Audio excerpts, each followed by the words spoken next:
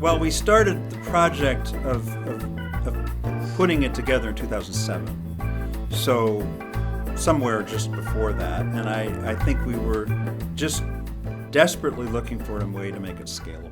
you know? Right. And it's like maybe this could happen. And some funding was offered to back us up.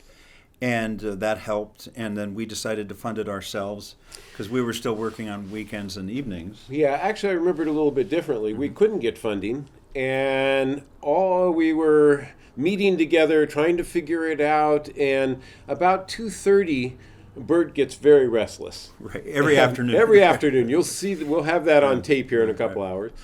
And all of a sudden, he just jumps up. And he starts pacing, and he says, "Let's just do it. Yeah. We can do it. We don't need funding. Yeah. Let's just do it." That actually is exactly what happened. Kent and I looked at each other and said, "Okay." Yeah, okay. But once we committed, then we started asking for some funding. But we did fund it ourselves fundamentally with again, weekends and evenings, and Glen's editing. Well, we learned we had to take a class in video editing and how to use lights and how to make the sound work with the picture and actually we had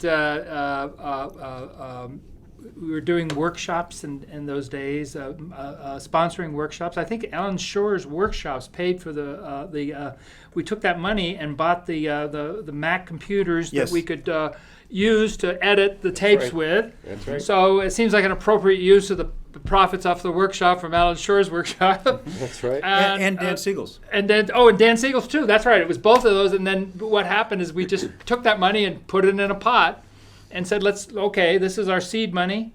Yep. And then we had to figure out how to do it, and then we had to get cameras, how to set up shots, how to and do then this. how to actually film. Well, and then that's where Dave Tanner came in, right? Because we didn't know anything about this, and Ken had a relationship with Dave Tanner, who worked at North by Northwest, and here's a pro. So he agreed to come to the first few shoots.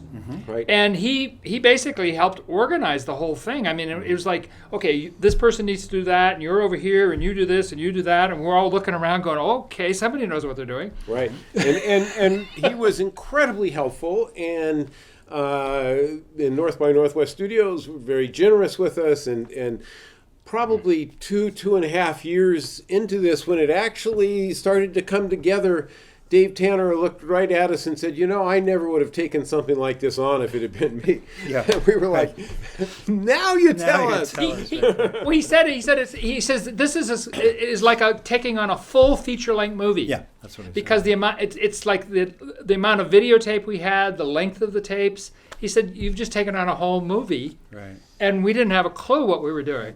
And we often call ourselves a garage band, and in reality, that was edited in Glen's former garage, which was then his office, and Glen became the editor in so many ways of it. Yeah, absolutely. And was up until 2 a.m. editing this and editing that.